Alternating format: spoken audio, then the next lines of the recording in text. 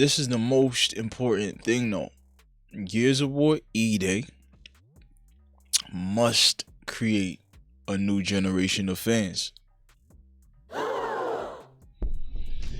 Gears of War E-Day must create a new generation of fans. Now you say, hey, that sounds so obvious. It sounds so obvious. Yeah, it has to create a new generation of fans because it has to make money. That's probably what some of y'all are thinking. Some of y'all are probably thinking that. Nah. This is about the future of Gears itself, the future of the franchise itself, the future of the IP itself. It could all possibly ride on this game because such a big bet has been placed on it.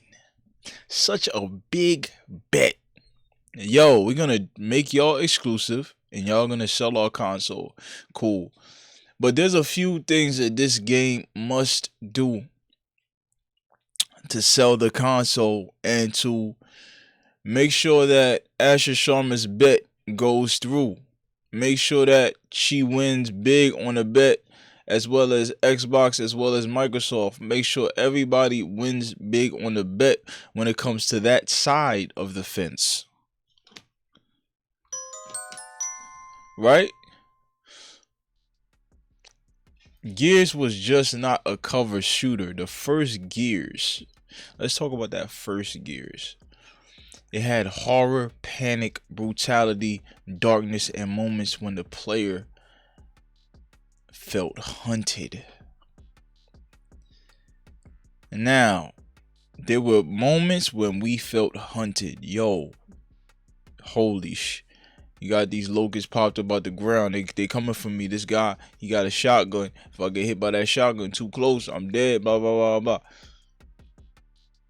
There's some iconic moments from Gears of War 1 that I don't think was replicated in 2 and 3.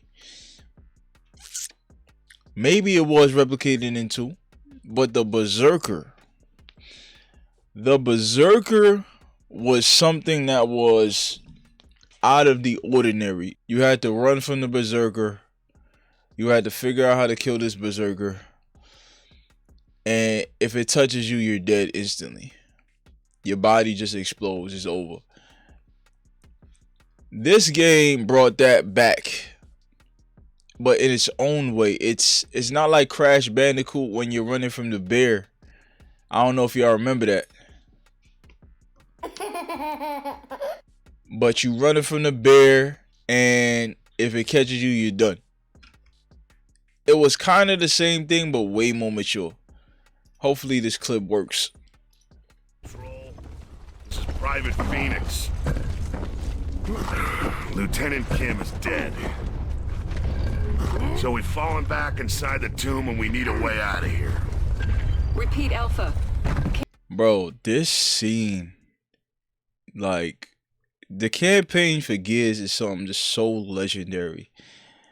Because after this chapter, when we see our lieutenant get smoked, it was like, hey, you getting comfortable?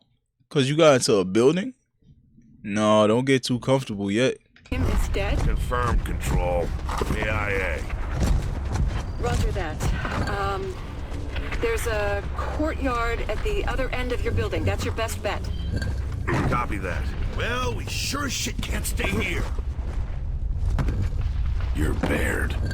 Yeah, that's right, asshole. Question is, who are you? Oh, shit. Quiet. Don't move. Was that a Berserker? She can hear us. She can smell us.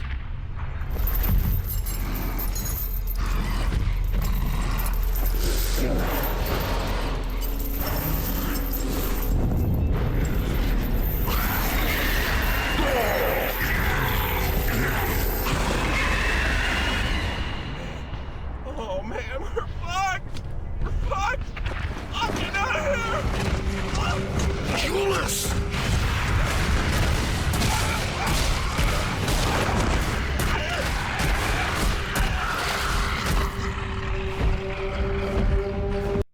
Okay, that looked jank, right? It looked a little bit jank.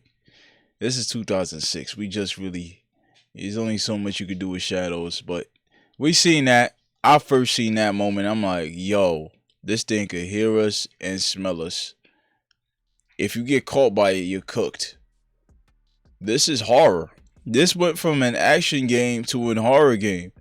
It started off kind of horror because you had the wretches to pop up or whatever, and the drones to pop up out the ground. But that was more action, right? That was a little bit more action. It wasn't really horror yet.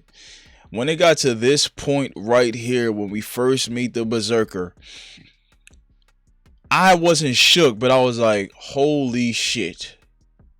This game is amazing. That's what I thought when I first seen it. I was like, yo, I can't stop playing this game. Bro, I might have went through 3 acts in one day playing this game when I first got it. After this, sometimes when it comes to storylines, whether it's in a video game, whether it's a TV show, whether it's a movie, there's gotta be especially the best movies. The best movies take you through a roller coaster climax, and then on the next scene, after you think the climax is over and you dumbing down, it's getting ready to take you right back up for the next drop. It's like, oh, this anticipation's already started. I'm going up this high ass drop, and it's like, yo, oh nah, we see where this is gonna go. And the climax, we see the climax ahead of us. So we like, yo, they about to take us, down another path again. Bubble guts again. This was that again, bro. We witnessed our captain, our lieutenant get killed. General Rom, you see the top dog, the top boss that you fight at the end of Gears 1. When you see him for the first time, you're like, oh, who the hell is that? He kills our boss and we gotta run. Then you meet Damon Beard. Then you witness having to run from a Berserker. Crazy. Oh my god. Control, this is Delta. We have a Berserker in the vicinity. Please advise. Hold your fire, Delta. Standard weapons won't work. Do you still have the Hammer of Dawn? Affirmative, Control. You've only got minutes of satellite coverage. Get her outside and use the hammer. That's the only thing that'll work. Wilco, Delta out. Alright guys, sit tight. We came here to help you. And that's what we're gonna do. Dom. Now, for my argument of bringing in the new player. Bringing in the new player to Gears of War, right? The Coalition mentioned bringing in horror back to the franchise. That's one of the things that brought us here. That's one of the things that made us Gears of War players since Gears 1 to Gears 5. The problem with Gears 4 and Gears 5 is that they became arcade games. They became, yeah, we gotta fight the Locust, the Swarm. We got guns, we got tanks. Oh, that's them that's popping out. Cool. We're just going to shoot them. Blah, blah, blah. In Gears 1 and 2, maybe 3, there was a sense of urgency. Like, yo, these dudes, man, we witnessing an impossible fight. But we got to keep going. We got to win. And you felt like you was Marcus. You felt like you was Dom. You felt like you was Bear. You felt like you was Cole in this story. And that we got to survive this and we got to win the war. This is why the emotional narrative of the Gears, the old Gears players that we have of, yo, we want the original story. We want Marcus. We want Dom. We want Delta Squad is because of the emotional factor that comes with it. We went through Gears 1 breaking out Marcus. We went through fighting our first Berserker. We went through dying to Rom a couple times by the end. We went through playing multiplayer mode and running in the host. And the whole shotgun was hella strong. And we like, damn, why this game don't got dedicated servers? That's crazy. Yo, that guy right there, he's host. We got to make sure we kill him. Yo, Yo, get that snipe. Yo, damn, we running custom matches with friends from school. We playing Gears of War 2. We going through that. Yo, who scourge? Damn, he got a chainsaw as a staff? Oh, shit. Yo, the wall bounce got faster. Dog, this is a whole roller coaster, a whole series of events that led to E-Day. That E-Day, unfortunately and fortunately, because they have the chance to be very creative and very intentional with what they want to bring to E-Day for the new fans and for the old.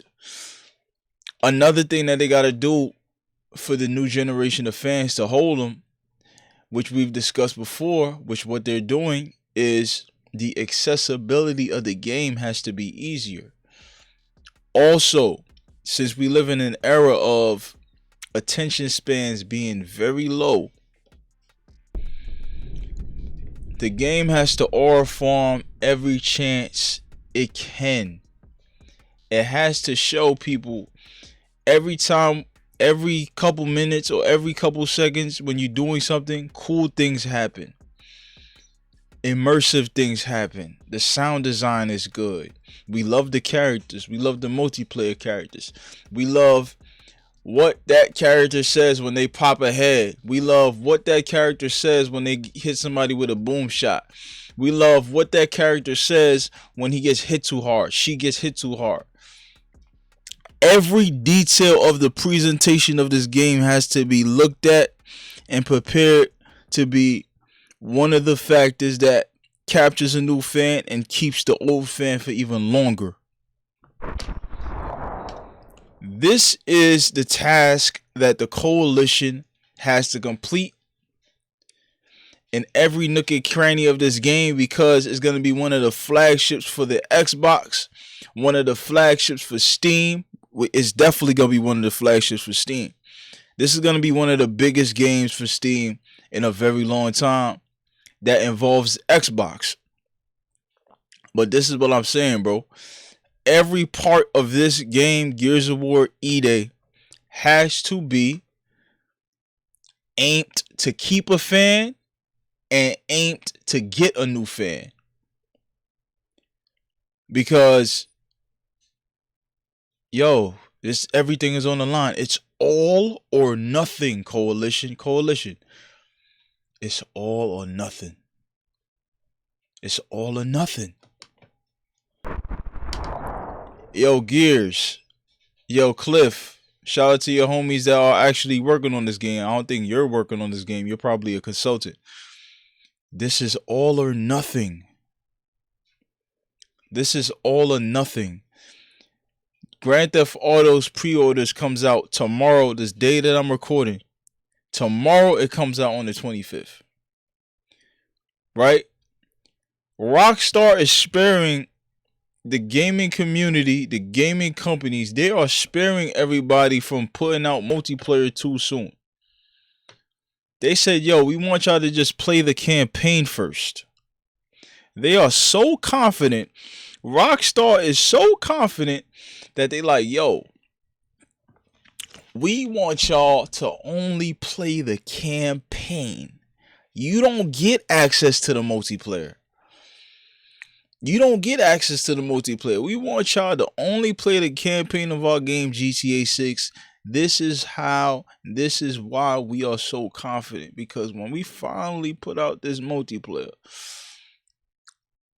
this gaming first-person shooter, third-person shooter shit, the open world thing, the economy of what we can do with GTA 6 is all going to be eclipsed by us.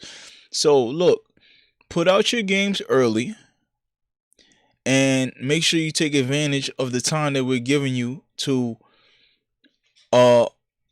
get some money, right? But I don't think GTA is going to affect the fans of Gears. So Gears has nothing to worry about really, but it can have something to worry about if the players don't like what they playing and want to find a new game. And GTA 6 is right there. The sun is just hidden. It's bright like the sun, bro. All Gears got to do is just keep people wanting to keep playing the game when they first play it. That's it. Make sure you like, comment, subscribe to the channel.